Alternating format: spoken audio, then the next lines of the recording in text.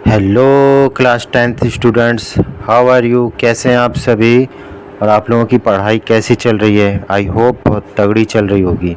इस बार 95 प्लस का टारगेट लेके चलना है और वो डेफिनेटली पूरा होगा। तो हम लोगों का चल रहा है chapter light, reflection and refraction. तो इसी में हम आगे आज पढ़ रहे हैं image formation by concave mirror.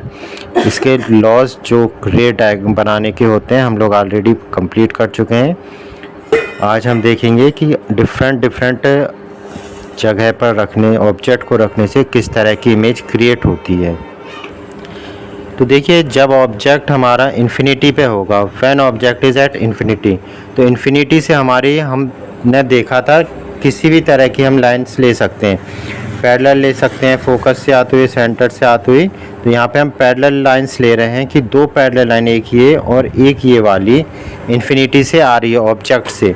तो इसका जब ये मिरर से टकराएगी, हमारे कॉनकेव मिरर से टकराएगी, तो पैरेलल लाइंस कहाँ जाती हैं। पैरेलल लाइंस मिरर से टकराने के बाद फोकस से होते हुए पास होती हैं। तो ये वाली पैरेलल लाइन हमारी फोकस से गई एंड ये वाली भी लाइन हमारी पैरेलल आ रही है प्रिंसिपल एक्सिस से, तो ये भी फोकस से गई। तो जो हमारी इमेज क्रिएट होगी वो कहाँ पे होगी, फोकस पे। तो इमेज फॉर्मेशन कैसा हो रहा है, पोजीशन ऑफ इमेज क्या हो रही है, एट एफ। एफ क्या है हमारा, फोकस। नेचर ऑफ इमेज कैसा हो रहा है, रियल एंड इन्वर्टेड। कैसे बन रहा है, रियल बन रहा है एंड इन्वर्टेड बन रहा है। साइज ऑफ इमेज क्या वैसा बन रहा है, पॉइंट साइज, या फिर हम इसको और क्या कह सकते हैं, हाईली डिमिनिश्ड। इसमें हाईली डिमिनिश्ड बनता है। हाईली वर्ड लगाना बहुत ज़रूरी है, इसको ध्यान रखना, या तो फिर पॉइंट साइज आप लिख सकते हैं। सेकंड टाइप देखते हैं, जब हमारा ऑब्जेक्ट सी से पहले अगर कहीं किसी भी पोजीशन पे, पहला पोजीशन हमारी इन्फिनिटी थी, उसके बाद इन्फिनिटी और सी के बीच में किसी भी जगह पे अगर होगा हमारा ऑब्जेक्ट, तब क्या होगा, तब हमारा एक यहाँ पे ये पैरेलल लाइन आई है प्रिंसिपल एक्सिस से और ये फोकस से निकली है। दूसरी लाइन हमारी सी से आती हुई है, तो सी से जब आई रेस तो वापस से सी से वापस हो गई है। जो इंसिडेंट रे है हमारी ऑब्जेक्ट से आती हुई, ये सी से पास होते हुए मिरर से टकरा एंड मिरर से रिफ्लेक्ट होके अगेन सेम डायरेक्शन में चली गई। तो इसका जो हमारा इमेज बन रहा है वो किस जगह पे बन रहा है, यहाँ पर सी एंड एफ के बीच में बन रहा है।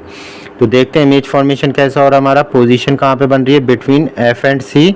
नेचर ऑफ इमेज कैसा हो रहा है, रियल एंड इन्वर्टेड बन रहा है। एंड साइज कैसा हो रहा है, डिमिनिश्ड हो रहा है।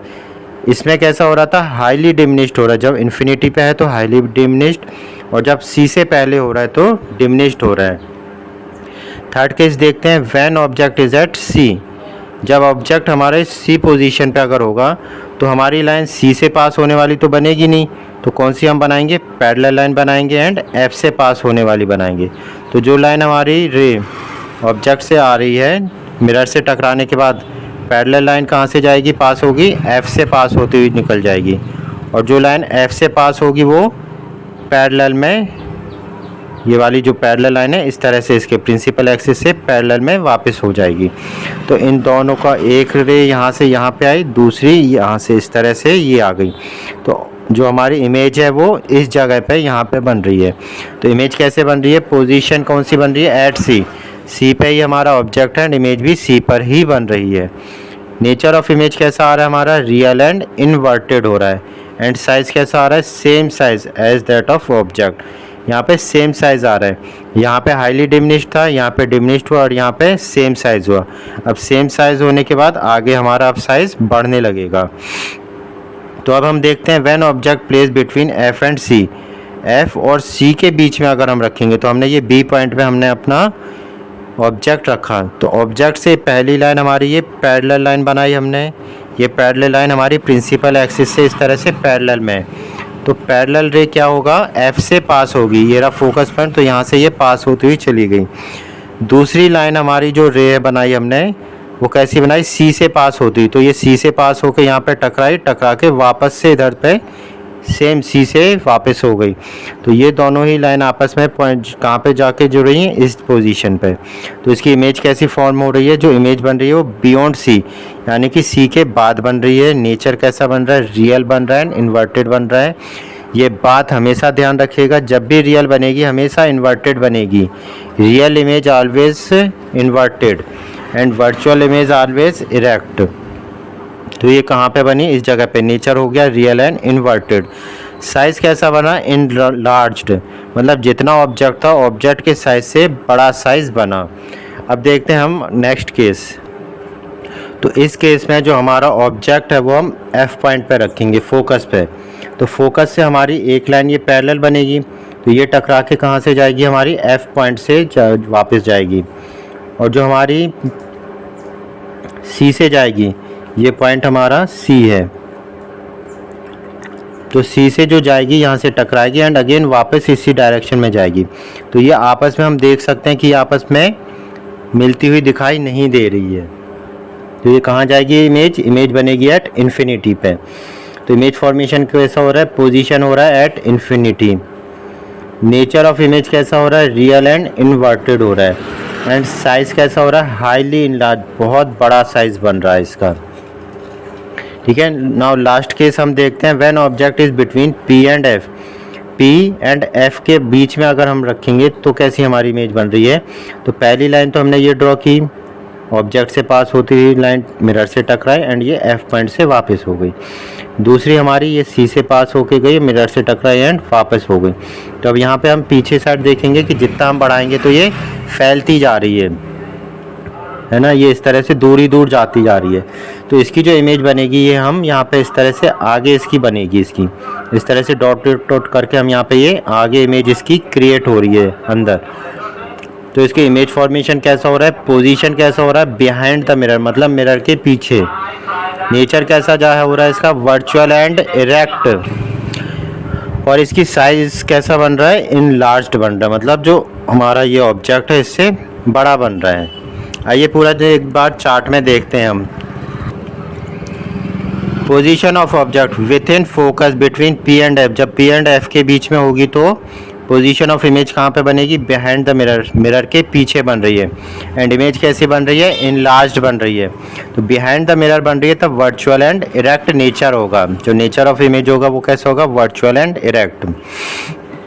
इसके अलावा जितने भी केसेस हैं सब में रियल एंड इन्वर्टेड इमेज ही बनेगी, ये बात ध्यान रखना है। केवल फर्स्ट केस रहेगा जिसमें with in focus between P and F में रखेंगे तभी केवल वर्चुअल एंड डायरेक्ट बनेगी। उसके अलावा जितनी भी जगह पे हम रखेंगे तो रियल एंड इन्वर्टेड बनेगी। जब position of object at focus होगी तब एट इन्फिनिटी पे हमारी इमेज बनेगी। किस तरह की बनेगी, हाईली इनलार्ज्ड बनेगी, रियल एंड इन्वर्टेड बनेगी।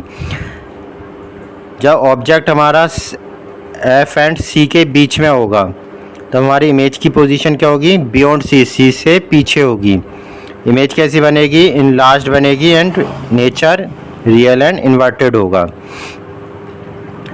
जब हमारे ऑब्जेक्ट C पे रखेंगे तो पोजीशन ऑफ इमेज भी C ही होगी।